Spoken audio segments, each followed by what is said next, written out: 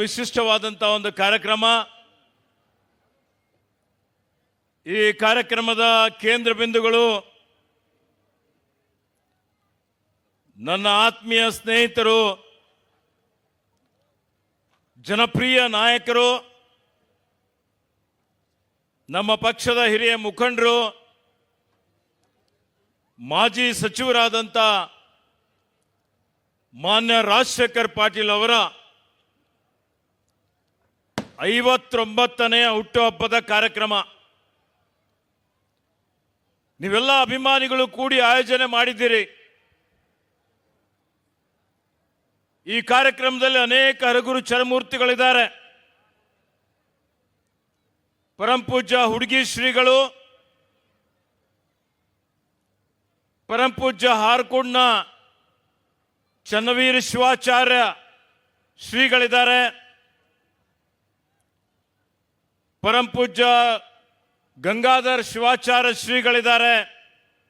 ಖೇಳ್ಗಿ ಶ್ರೀಗಳಿದ್ದಾರೆ. ಬಂತೇಜೋರಿದ್ದಾರೆ. ಎಲ್ಲರಿಗೆ ನನ್ನ ಭಕ್ತಿಪೂರ್ವಕ ಪ್ರಣಾಮಗಳನ್ನು ಸಲ್ಲಿಸಿ, ವಿಶೇಷವಾಗಿ ಲಿಂಗೈಕ್ಯ ಬಸವರಾಜ್ ಪಾಟೀಲ್ ಅವರಿಗೆ, ಲಿಂಗೈಕ್ಯ ಹಾವಗಿರಾವ್ ಪಾಟೀಲ್ ಅವರಿಗೆ ಸ್ಮರಿಸುತ್ತಾ, ಈ ಕಾರ್ಯಕ್ರಮದಲ್ಲಿ ನನ್ನ ಆತ್ಮೀಯ ಸ್ನೇಹಿತರಾದಂತಹ ಪೌರಾಣಿಕ ಸಚಿವರಾದ ಮಾನ್ಯ ರಹೀಂ ಖಾನ್ ರವರಿದ್ದಾರೆ. ಕಲಬುರಗಿಯಿಂದ ವಿಶೇಷವಾಗಿ ಆಗಮಿಸಿದಂಥ ವಿಧಾನ ಪರಿಷತ್ತಿನ ಸದಸ್ಯರಾದ ತಿಪ್ಪಣ್ಣಪ್ಪ ಕಮಕ್ನೂರ್ ಅವರೇ, ಇನ್ನೋರ್ವ ವಿಧಾನ ಪರಿಷತ್ತಿನ ಸದಸ್ಯರಾದಂಥ ಡಾಕ್ಟರ್ ಚಂದ್ರಶೇಖರ್ ಪಾಟೀಲ್ ಅವರು, ಮಾನ್ಯ ಭೀಮರಾವ್ ಪಾಟೀಲ್ ಅವರು, ಮಾನ್ಯ ವೀರಣ್ಣ ಪಾಟೀಲ್ ಅವರು, ಮಾನ್ಯ ಅಭಿಷೇಕ್ ಪಾಟೀಲ್ ಅವರು, ರೇವಣ್ ಸಿದ್ ಪಾಟೀಲ್ ಅವರು, ಹಾಗೂ ಎಲ್ಲ ಪಾಟೀಲ್ ಪರಿವಾರ, ವಿಶೇಷವಾಗಿ ನಮ್ಮ ಸಹೋದರಿಯಾದಂತಹ ಶ್ರೀಮತಿ ಪ್ರೇಮಾ ಪಾಟೀಲ್ ಅವರು, ಹಾಗೂ ವೇದಿಕೆ ಮೇಲೆ ನಮ್ಮ ಅಧ್ಯಕ್ಷರಾದಂತಹ ಜಾಬ್ ಶೆಟ್ಟಿ ಅವರಿದ್ದಾರೆ, ಅರಳಿ ಅವರು,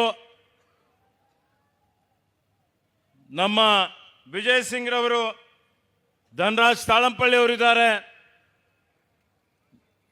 ಡಿಸಿಸಿ ಬ್ಯಾಂಕ್ ಅಧ್ಯಕ್ಷರಾದಂಥ ಅಮರ್ ಖಂಡ್ರೆ ಅವರಿದ್ದಾರೆ. ಉಪಸ್ಥಿತರಿರುವಂಥ ಎಲ್ಲರೂ, ಇಲ್ಲಿ ವಿಶೇಷವಾಗಿ ನಮ್ಮ ಪಕ್ಕದ ರಾಜ್ಯದ ಪ್ರಮುಖ ಮುಖಂಡರು ನಮ್ಮ ಜಿಲ್ಲೆಯವರೇ ಇದ್ದಾರೆ.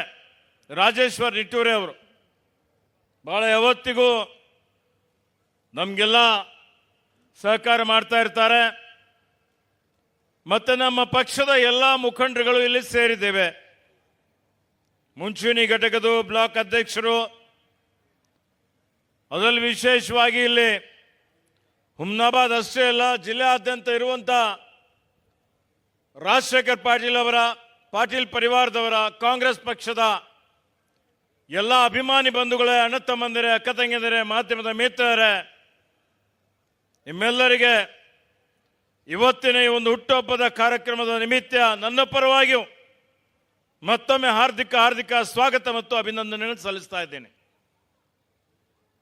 ತಮಗೆಲ್ಲ ಗೊತ್ತಿದೆ ಇವತ್ತು ಪಾಟೀಲ್ ಪರಿವಾರದ ಕೊಡುಗೆ ಏನಿದೆ ಅಂತೇಳಿ ಹೇಳಿ. ರಾಜಶೇಖರ್ ಪಾಟೀಲ್ ಅವರು ಒಂದು ರಾಜಕಾರಣದ ಪರಿವಾರದಿಂದ ಬಂದಂಥವರು, ರಾಜಕೀಯದಲ್ಲಿ ಪಳಗಿದವರು. ಅವರ ತಂದೆಯವರಾದ ದಿವಂಗತ ಬಸವರಾಜ್ ಪಾಟೀಲ್ ಅವರು, ಅವರ ಅಜ್ಜ ಅವರು ಸುಮಾರು 50-60 ವರ್ಷದಿಂದ ಈ ಭಾಗದ ಸರ್ವಾಂಗೀಣ ಅಭಿವೃದ್ಧಿಗಾಗಿ ಹಗಲಿರುಳು ಶ್ರಮ ಮಾಡಿದ್ದಾರೆ. ಬರೀ ಹುಮ್ನಾಬಾದ್ ಅಷ್ಟೇ ಅಲ್ಲ, ಬೀದರ್ ಜಿಲ್ಲೆ ಈ ಭಾಗದಲ್ಲಿ ಸಾಮಾಜಿಕ, ಶೈಕ್ಷಣಿಕ, ಆರ್ಥಿಕ, ಸಾಂಸ್ಕೃತಿಕ ಎಲ್ಲ ಕ್ಷೇತ್ರಗಳಲ್ಲಿ ತಮ್ಮದೇ ಆದಂಥ ಕೊಡುಗೆಯನ್ನು ಕೊಟ್ಟಿದ್ದಾರೆ. ಇವತ್ತು ನೀವೆಲ್ಲ ನೋಡಬಹುದು, ಏನು ದಿವಂಗತ ಬಸವರಾಜ್ ಪಾಟೀಲ್ ಅವರು ಸಚಿವರಾಗಿ, ಶಾಸಕರಾಗಿ, ವಿಧಾನ ಪರಿಷತ್ತಿನ ಸದಸ್ಯರಾಗಿ, ಇವತ್ತು ಅದರಲ್ಲಿ ವಿಶೇಷವಾಗಿ ಶತಾಯುಷಿಗಳಾದ ನಮ್ಮ ತಂದೆಯವರಾದ ಪೂಜ್ಯ ಭೀಮಣ್ಣ ಖಂಡ್ರೆ ಅವರ ಜೊತೆಯಲ್ಲಿ ಅದು ಬೀದರ್ ಸಹಕಾರ ಸಕ್ಕರೆ ಕಾರ್ಖಾನೆ ಇರ್ಬೋದು, ಕಾರಂಜ ಯೋಜನೆ ಇರ್ಬೋದು, ಇಲ್ಲಿರುವಂತಹ ಶೈಕ್ಷಣಿಕ ಅಭಿವೃದ್ಧಿಗಾಗಿ ಅನೇಕ ಶಾಲಾ ಕಾಲೇಜುಗಳನ್ನು ನಿರ್ಮಾಣ ಮಾಡೋದ್ರಲ್ಲಿ ಅವ್ರದ್ದೆಲ್ಲರ ಒಂದು ಸಂಕಲ್ಪ ಕನಸೇನಿತ್ತಪ್ಪ ಅಂತ ಹೇಳಿದ್ರೆ ಗಡಿ ಜಿಲ್ಲೆ ಆದಂಥ ಬೀದರ್ ಜಿಲ್ಲೆ ಅಭಿವೃದ್ಧಿಶೀಲ ಜಿಲ್ಲೆ ಆಗಬೇಕು ಅನ್ನುವಂಥದ್ದು. ಅದೆಲ್ಲವನ್ನು ಮಾಡಿ ಇವತ್ತು ನಮ್ಮೆಲ್ಲರಿಗೆ ಅವರೆಲ್ಲ ಆದರ್ಶಪ್ರಾಯರಾಗಿದ್ದಾರೆ. ನಾನಿರ್ಬೋದು, ರಾಜಶೇಖರ್ ಪಾಟೀಲ್ ಅವರಿರ್ಬೋದು, ನಮ್ಮೆಲ್ಲ ಹಿರಿಯರ ಒಂದು ಮಾರ್ಗದರ್ಶನದಲ್ಲಿ ಅವರೇನು ನಮಗೆ ದಾರಿ ತೋರಿಸ್ಕೊಟ್ಟಿದ್ದಾರೆ ಅವರನ್ನು ಆದರ್ಶವನ್ನಾಗಿ ಇಟ್ಟುಕೊಂಡು, ಇದು ರಾಜಕಾರಣ ಅಂತೇಳಿದರೆ ಇದು ಒಂದು ವೃತ್ತಿ ಅಂತಲ್ಲ, ಇದು ಒಂದು ಸಮಾಜ ಸೇವೆ. ಇವತ್ತು ಕಲುಷಿತ ಆಗಿರ್ಬೋದು, ಆದರೆ ಇವತ್ತು ಬಡವರಿಗೆ ಸಹಾಯ ಮಾಡುವಂಥದ್ದು, ಸೇವೆ ಮಾಡುವಂಥದ್ದು, ಸೇವೆ ಇವತ್ತು ಯಾವುದೇ ಪ್ರತಿಫಲಾಪೇಕ್ಷೆ ಇಲ್ಲದೆ ಮಾಡಬೇಕು ಅಂತ ಹೇಳ್ತಾರೆ, ಸದ್ದಿಲ್ಲದೆ ಸೇವೆ ಮಾಡಬೇಕು ಅಂತ ಹೇಳ್ತಾರೆ. ಇದು ಪ್ರಚಾರದ ಯುಗ. ಇವತ್ತು ನೋಡಿ, ಕರಂ ಕರೋ ಅನ್ನುವಂಥದ್ದು ಫಲ್ಕ ಆಶಾ ಮತ್ ಕರೋ. ಹೀಗಾಗಿ ನಾವೆಲ್ಲ ಇವತ್ತು ರಾಜಕೀಯದಲ್ಲಿ ಈ ಭಾಗದ ಜನರಿಗೆ ನ್ಯಾಯ ಕೊಡಬೇಕು, ಈ ಭಾಗದ ಅಭಿವೃದ್ಧಿ ಆಗಬೇಕು, ಅವರ ಕಣ್ಣೀರು ಒರೆಸಬೇಕು, ಅವರ ಸಮಸ್ಯೆಗಳಿಗೆ ಪರಿಹಾರ ಕಂಡುಕೊಳ್ಬೇಕು, ಜಡ್ಡುಗಟ್ಟಿದ ಆಡಳಿತದ ವ್ಯವಸ್ಥೆ ಚುರುಕುಗೊಳಿಸಬೇಕು ಅನ್ನುವಂಥ ಒಂದು ದೃಷ್ಟಿಯಿಂದ ಇವತ್ತು ರಾಜಕೀಯದಲ್ಲಿ ಬಂದಿದ್ದೇವೆ.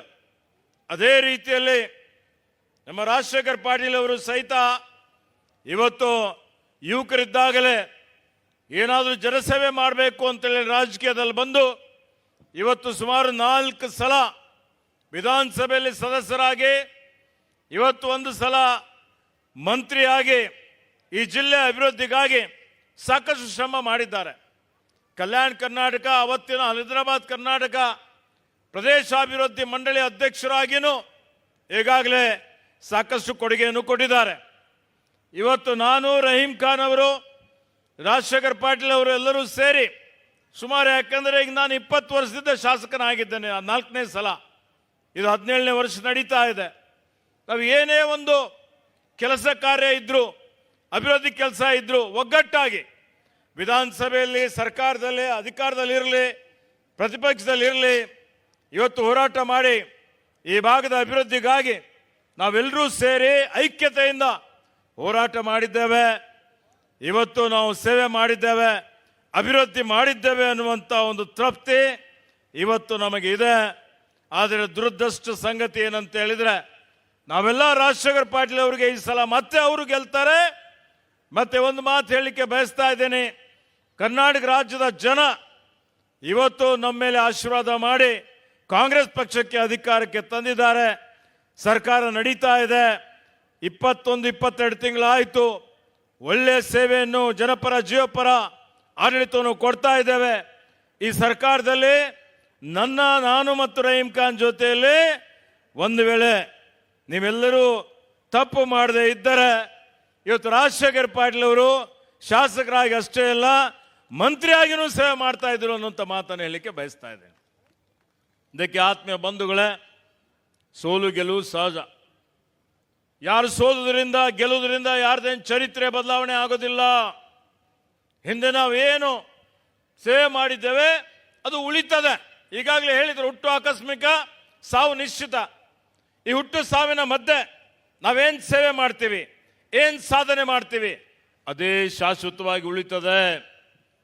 ಇವತ್ತು ಜನ ಬರ್ತಾರೆ ಹೋಗ್ತಾರೆ, ಹ್ಯಾಂಗ್ ಬರ್ತಾರೆ ಗೊತ್ತಾಗೋದಿಲ್ಲ, ಹ್ಯಾಂಗ್ ಹೋಗ್ತಾರೆ ಗೊತ್ತಾಗೋದಿಲ್ಲ. ಕೆಲವೊಂದು ಜನ ಮಾತ್ರ ಜನಮಾನಸದಲ್ಲಿ ತಮ್ಮ ಛಾಪನ್ನು ಮೂಡಿಸ್ತಾರೆ. ಹೀಗಾಗಿ ರಾಜಶೇಖರ್ ಪಾಟೀಲ್ ಅವರು ಈ ಜನಸ್ತೋಮ ನೋಡಿದ್ರೆ ಎಷ್ಟೊಂದು ಪ್ರೀತಿಯಿಂದ, ಹುಮ್ಮಸ್ಸಿನಿಂದ, ಉತ್ಸಾಹದಿಂದ ನೀವೆಲ್ಲ ಅವರ ಕಾರ್ಯಕ್ರಮದಲ್ಲಿ ಭಾಗವಹಿಸಿದ್ದೀರಿ. ಇದೆಲ್ಲ ನೋಡಿದ್ರೆ ಇವತ್ತು ಅವರು ನಿಮ್ಮ ಮನಸ್ಸಿನಲ್ಲಿ, ಜನರ ಮನಸ್ಸಿನಲ್ಲಿ ಶಾಶ್ವತವಾಗಿದ್ದಾರೆ ಅನ್ನುವಂಥ ಮಾತನ್ನು ಹೇಳಲಿಕ್ಕೆ ಬಯಸ್ತಾ ಇದ್ದೇನೆ.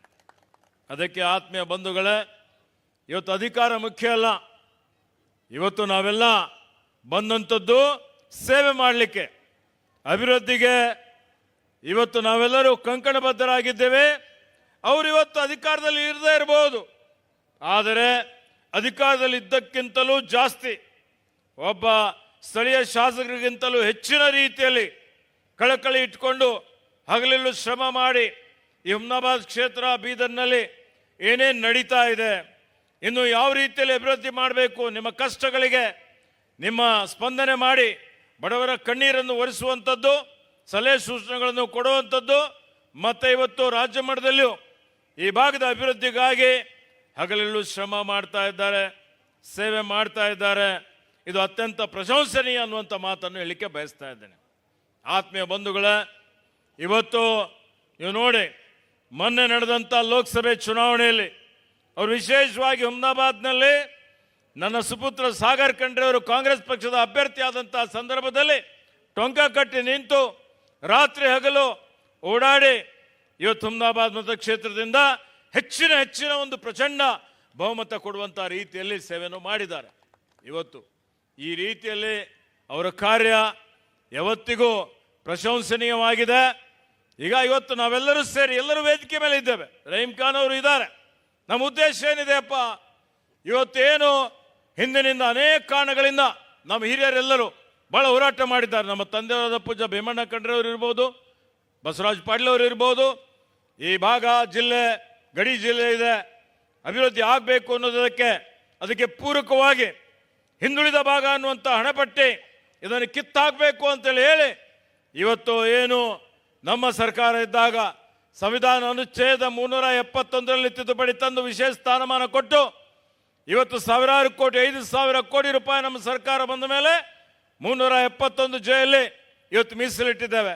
ಅದರ 500 ಕೋಟಿ ರೂಪಾಯಿ ಬೀದರ್ ಜಿಲ್ಲೆಗೆ ಬಂದಿದೆ. ಇವತ್ತೇನು ಅಭಿವೃದ್ಧಿ ಪರ ಕೆಲಸ ಕಾರ್ಯಗಳಾಗ್ತಾ ಇದ್ದಾವೆ. ಒಂದು ಕಡೆ ಇದೆ, ನಾವೇನು ಮಾತು ಕೊಟ್ಟಿದ್ದೇವೆ, ಕೊಟ್ಟ ಭರವಸೆಯನ್ನು ಈಡೇರಿಸಿದ್ದೇವೆ, ಕೊಟ್ಟ ಮಾತಿನಂತೆ ನಡೆದಿದ್ದೇವೆ, ಎಲ್ಲ ಗ್ಯಾರಂಟಿಗಳನ್ನು ಅನುಷ್ಠಾನ ಮಾಡಿದ್ದೇವೆ. ಇವತ್ತು ಅನೇಕ ನಮ್ಮ ಪ್ರತಿಪಕ್ಷದವರು ಗ್ಯಾರಂಟಿ ಕೊಟ್ಟರೆ ದಿವಾಳಿ ಆಗ್ತದೆ. ದಿವಾಳಿ ಆಯ್ತಾ? ಯಾಕಪ್ಪ, ಪೊಲೀಸರಿಗೆಲ್ಲ ಸಂಬಳ ಸಿಗ್ತಾ ಇದೆ ಅಲ್ಲ? ಇವತ್ತು ದಿವಾಳಿನೂ ಅಲ್ಲ, ಅಭಿವೃದ್ಧಿನೂ ಆಗ್ತಾ ಇದೆ. ನೀವು ನೋಡ್ತಾ ಇದ್ದೀರಿ, ದಿನ ನಾವೆಲ್ಲ ಅಭಿವೃದ್ಧಿ ಪರ ಕೆಲಸ ಕಾರ್ಯಗಳಿಗೆ ಶಂಕುಸ್ಥಾಪನೆ ಮಾಡ್ತಾ ಇದ್ದೀವಿ, ಉದ್ಘಾಟನೆ ಮಾಡ್ತಾ ಇದ್ದೀವಿ. ಬಡವರಿಗೆ ಮೇಲೆತ್ತುವಂಥ ಕೆಲಸನೂ ಮಾಡ್ತೇವೆ, ಅಭಿವೃದ್ಧಿನೂ ಮಾಡ್ತೇವೆ ಅನ್ನುವಂಥ ಮಾತನ್ನು ನಾನು ಹೇಳಿಕೆ ಬಯಸ್ತಾ ಇದ್ದೇನೆ. ಆತ್ಮೀಯ ಬಂಧುಗಳೇ, ಇವತ್ತು ನಾವೆಲ್ಲರೂ ಪಕ್ಷಾತೀತವಾಗಿ ಜಾತ್ಯತೀತವಾಗಿ ಈ ಜಿಲ್ಲೆಯ ಈ ಭಾಗದ ಕಲ್ಯಾಣ ಕರ್ನಾಟಕದ ಅಭಿವೃದ್ಧಿ ಆಗಬೇಕು ಅಂತ ಹೇಳಿದ್ರೆ ಬೀದರ್ ಜಿಲ್ಲೆಯ ಜನರ ತಿಳುವಳಿಕೆ ಮಟ್ಟ ಜಾಸ್ತಿ ಆಗಬೇಕು. ಬೀದರ್ ಜಿಲ್ಲೆಯ ಜನರ ಇವತ್ತು ಆರ್ಥಿಕ ಮಟ್ಟ ಸುಧಾರಣೆ ಆಗಬೇಕು. ಬೀದರ್ ಜಿಲ್ಲೆಯ ಜನರ ಜ್ಞಾನ ವೃದ್ಧಿ ಆಗಬೇಕು. ಆ ರೀತಿಯಲ್ಲಿ ಇವತ್ತು ನಮ್ಮ ಜಿಲ್ಲೆ, ನಮ್ಮ ಉದ್ದೇಶ ಉಸ್ತುವಾರಿ ಮಂತ್ರಿಯಾಗಿ ಎಲ್ಲರ ಒಂದು ಇವತ್ತು ಸಹಕಾರವನ್ನು ಪಡೆದು ನಮ್ಮ ಬೀದರ್ ಜಿಲ್ಲೆ ಇಡೀ ಕಲ್ಯಾಣ ಕರ್ನಾಟಕದಲ್ಲಿ ನಂಬರ್ 1 ಜಿಲ್ಲೆ ಆಗಬೇಕು ಅನ್ನುವಂಥ ಒಂದು ಸಂಕಲ್ಪವನ್ನು ನಾವು ಇಟ್ಟುಕೊಂಡಿದ್ದೇವೆ. ಆತ್ಮೀಯ ಬಂಧುಗಳೇ, ಇವತ್ತು ಈ ಕಾರ್ಯಕ್ರಮಕ್ಕೆ ನಮ್ಮೆಲ್ಲರ ಪ್ರದೇಶ ಕಾಂಗ್ರೆಸ್ ಸಮಿತಿ ಅಧ್ಯಕ್ಷರು ಉಪಮುಖ್ಯಮಂತ್ರಿಗಳಾದಂಥ ಡಿ.ಕೆ. ಶಿವಕುಮಾರ್ ಅವರು ಬರಲಿಕ್ಕೆ ಒಪ್ಪಿದ್ರು.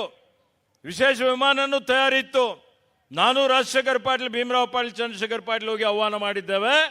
ಆದರೆ ಕೊನೆ ಗಳಿಗೆಯಲ್ಲಿ ಸನ್ಮಾನ್ಯ ಮುಖ್ಯಮಂತ್ರಿಯವರು ಕರ್ನಾಟಕ ಭವನದ ಹೊಸ ಒಂದು ಕಟ್ಟಡದ ಉದ್ಘಾಟನೆ ಈಗ 6:30 ಗಂಟೆಗೆ ಆಗಿದೆ. ಆ ಕಾರ್ಯಕ್ರಮ ಇವತ್ತೇ ಇಟ್ಟುಕೊಂಡಿದ್ದಕ್ಕಾಗಿ ಅನಿವಾರ್ಯ ಕಾರಣದಿಂದ ಅವರಿಗೆ ಹೋಗಬೇಕಾಗಿತ್ತು. ಈಗಾಗಲೇ ಅವರು ನನಗೆ ದೂರವಾಣಿ ಮುಖಾಂತರ ಮಾತನಾಡಿ ರಾಜಶೇಖರ್ ಪಾಟೀಲ್ ಅವರ ಈ ಒಂದು ಹುಟ್ಟುಹಬ್ಬದ ಸಂದರ್ಭದಲ್ಲಿ ಅವರಿಗೆ ಅಭಿನಂದನೆ, ಶುಭಾಶಯಗಳನ್ನು ಹೇಳಬೇಕು ಅನ್ನುವಂಥ ಒಂದು ಮಾತನ್ನು ನನಗೆ ಹೇಳಿದ್ದಾರೆ ಅನ್ನುವಂಥದ್ದು ಈ ವೇದಿಕೆ ಮುಖಾಂತರ ತಮ್ಮೆಲ್ಲರಿಗೆ ಹಂಚಿಕೊಳ್ತಾ ಇದ್ದೇನೆ. ಇದಕ್ಕೆ ಆತ್ಮೀಯ ಬಂಧುಗಳೇ, ನಾವು ನೀವೆಲ್ಲರೂ ಸೇರಿ ಇವತ್ತೇನು ಹುಮ್ನಾಬಾದ್ ಅಷ್ಟೇ ಅಲ್ಲ, ರಾಜಶೇಖರ್ ಪಾಟೀಲ್ ಅವರು ನೋವಿನಿಂದ ಮಾತನಾಡಿದ್ದಾರೆ. ಸತ್ಯನೂ ಇದೆ, ಅವರಿಗೆ ಶಾಸಕರಿದ್ದರೆ ಇನ್ನೂ ವೇಗದ ಗತಿಯಲ್ಲಿ ಅಭಿವೃದ್ಧಿ ಆಗ್ತಾ ಇತ್ತು. ಆದರೆ ಈ ಶಾಸಕರು ಇರದೇ ಇದ್ರು, ನಿಮಗೆ ಇದ್ರ ಬಗ್ಗೆ ಕಳಕಳಿ ಇದೆ, ಕಾಳಜಿ ಇದೆ. ಹುಮ್ನಾಬಾದಕ್ಕೇನು ಯಾವುದೇ ರೀತಿಯ ತಾರತಮ್ಯವಾಗದ ರೀತಿಯಲ್ಲಿ ನಿಮ್ಮ ಇವತ್ತು ನಾನು ರಹೀಂ ಖಾನ್ ಅವರೆಲ್ಲರೂ ಸೇರಿ ಇವತ್ತು ಏನೇನು ನಿಮ್ಮ ಕನಸುಗಳಿದ್ದಾವೆ, ಏನೇನು ಕೆಲಸಗಳು ಅರ್ಧಕ್ಕೆ ನಿಂತಿದೆ, ಅವೆಲ್ಲವನ್ನು ಪೂರ್ಣಗೊಳಿಸುವಂಥ ಒಂದು ಕೆಲಸ ನಾವು ಮಾಡ್ತೇವೆ ಅನ್ನುವಂಥ ಭರವಸೆಯನ್ನು ಕೊಡ್ತಾ ಇದ್ದೇನೆ. ಹಾಗೆ ಇವತ್ತು ಇದು ತಾತ್ಕಾಲಿಕ ಇದೆ, ಯಾವುದೇ ಹಿನ್ನಡೆ ಶಾಶ್ವತವಾಗಿಲ್ಲ. ಇವತ್ತು ಸೋಲೆ ಗೆಲುವಿನ ಮೆಟ್ಟಿಲು ಅಂತೇಳಿ ಹೇಳ್ತೀವಿ. ಆ ರೀತಿಯಲ್ಲಿ ಇವತ್ತು ನಿಮಗೂ ಅರಿವಾಗಿದೆ ಏನು ಮಾಡಿದ್ದೀರಿ ಅಂತೇಳಿ. ಈಗ ಮುಂದಾದರೂ ಜಾಗೃತರಾಗಿ ಇವತ್ತು ನೋಡಿದರೆ ಬರುವಂಥ ದಿನಮಾನಗಳಲ್ಲಿ 2 ವರ್ಷ ಮುಗಿಲಿಕ್ಕೆ ಬಂದಿದೆ. ಆಯ್ತು, ಈಗ ಇನ್ನೂ 3 ವರ್ಷ. ಈಗಾಗಲೇ ಚಂದ್ರಶೇಖರ್ ಪಾಟೀಲ್ ಅವರಿಗೆ ಇವತ್ತು ಗೆಲ್ಲಿಸಿದಿರಿ. ಅದೇ ರೀತಿಯಲ್ಲಿ ಭೀಮರಾವ್ ಪಾಟೀಲ್ಗೆ ನಾವೆಲ್ಲರೂ ಸೇರಿ ಪ್ರಚಂಡ ಬಹುಮತದಿಂದ ಗೆಲ್ಲಿಸಿದ್ದೇವೆ. ಎಲ್ಲೋ ಒಂದು ಕಡೆ ವಿಧಾನಸಭೆಯಲ್ಲಿ ಹಿನ್ನಡೆ ಆಗಿದೆ. ಅದಕ್ಕೆ ಯಾರೂ ಇವತ್ತು ಎದೆಗುಂದದ ಅವಶ್ಯಕತೆ ಇಲ್ಲ, ಯಾರೂ ಧತ್ತಿಗೆಡುವ ಅವಶ್ಯಕತೆ ಇಲ್ಲ. ನಾವೆಲ್ಲ ನಿಮ್ಮ ಜೊತೆಯಲ್ಲಿದ್ದೀವಿ. ನಿಮ್ದೇನೇ ಸಮಸ್ಯೆಗಳಿದ್ರೂ ಯಾವುದೇ ಸಮಯದಲ್ಲಿ ಅದನ್ನು ಬಗೆಹರಿಸಲಿಕ್ಕೆ ಪ್ರಾಮಾಣಿಕವಾದಂಥ ಪ್ರಯತ್ನ ನಾವು ಮಾಡ್ತೇವೆ ಅನ್ನುವಂಥ ಒಂದು ಭರವಸೆಯನ್ನು ಕೊಡ್ತಾ, ನಮ್ಮ ಎದುರುಗಡೆ ಇನ್ನೂ ಅನೇಕ ಸವಾಲುಗಳಿದ್ದಾವೆ. ಇವತ್ತು ರೈತರ ಸಮಸ್ಯೆ ಇದೆ, BSSK ಇದೆ, ಜಿಲ್ಲಾ ಸಹಕಾರ ಕೇಂದ್ರ ಬ್ಯಾಂಕ್ ಇದೆ. ಅನೇಕ ರೀತಿಯಲ್ಲಿ ಇವತ್ತು ನಾವೆಲ್ಲವನ್ನು ಏನು ನಾವು ಸೇವೆ ಮಾಡ್ತಾ ಇರ್ತಕ್ಕಂಥ ಸಮಯದಲ್ಲಿ ಅನೇಕ ಅಡೆತಡೆಗಳು ಬರ್ತವೆ, ಅನೇಕ ಇವತ್ತು ಕಲ್ಲುಗಳು ಮುಳ್ಳುಗಳು ಬರ್ತವೆ.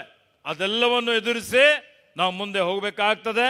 ಅದೇ ರೀತಿಯಲ್ಲಿ ರಾಜಶೇಖರ್ ಪಾಟೀಲ್ ಅವರು ಇವತ್ತು ಧೈರ್ಯವಂತರಿದ್ದಾರೆ, ನಿಮ್ಮ ಜೊತೆಯಲ್ಲಿದ್ದಾರೆ, ಜನರ ಮಧ್ಯದಲ್ಲಿದ್ದಾರೆ. ಬರುವಂಥ ದಿನಮಾನಗಳಲ್ಲಿ ಇನ್ನೂ ಅವರಿಗೆ ಬಹಳ ದೊಡ್ಡ ಮಟ್ಟದ ಭವಿಷ್ಯ ಇದೆ. ಎತ್ತರಕ್ಕೆ ಹೋಗ್ತಾರೆ. ರಾಜಕೀಯ ಅಧಿಕಾರ ಮತ್ತೆ ಬಂದೇ ಬರ್ತದೆ. ನಿಮ್ಮೆಲ್ಲರ ಆಶೀರ್ವಾದ ಅವ್ರ ಮೇಲೆ ನಮ್ಮ ಮೇಲೆಲ್ಲ ಇರಲಿ. ಮುಂಬರುವಂಥ ದಿನಮಾನಗಳಲ್ಲಿ ಮತ್ತೆ ಕೊಟ್ಟ ಮಾತಿನಂತೆ ನಡೆದು ಮುಂಬರುವಂಥ ದಿನಮಾನಗಳಲ್ಲಿನೂ ಹೆಚ್ಚಿನ ಶಕ್ತಿಯಿಂದ ಮತ್ತೆ ಬಂದು ಈ ಜಿಲ್ಲೆ ರಾಜ್ಯದ ಅಭಿವೃದ್ಧಿ ಮಾಡುವಂಥ ಒಂದು ಕೆಲಸ, ಒಂದು ಅವಕಾಶ ನೀವೆಲ್ಲ ಕೊಡಬೇಕು ಅಂತೇಳಿ ಹೇಳಿ ಈ ವೇದಿಕೆ ಮುಖಾಂತರ ರಾಜಶೇಖರ್ ಪಾಟೀಲ್ ಅವರಿಗೆ ಆ ಭಗವಂತನು, ಆ ಪೂಜ್ಯರು ಇನ್ನೂ ಹೆಚ್ಚಿನ ಆಯುಷ್ಯ, ಆರೋಗ್ಯ, ಸುಖ, ಶಾಂತಿ, ಸಮೃದ್ಧಿ, ನೆಮ್ಮದಿ ಅವರಿಗೆ ಅಧಿಕಾರ ಕೊಡಲಿ ಅಂತೇಳಿ ಹೇಳಿ ಹಾರೈಸಿ ಮತ್ತೊಮ್ಮೆ ಅವರಿಗೆ ಹುಟ್ಟುಹಬ್ಬದ ಹಾರ್ದಿಕ ಶುಭಾಶಯಗಳನ್ನು ಕೋರಿ ನನ್ನ ಎರಡು ಮಾತುಗಳನ್ನು ಮುಗಿಸ್ತಾನೆ. ಜೈ ಹಿಂದ್, ಜೈ ಕರ್ನಾಟಕ.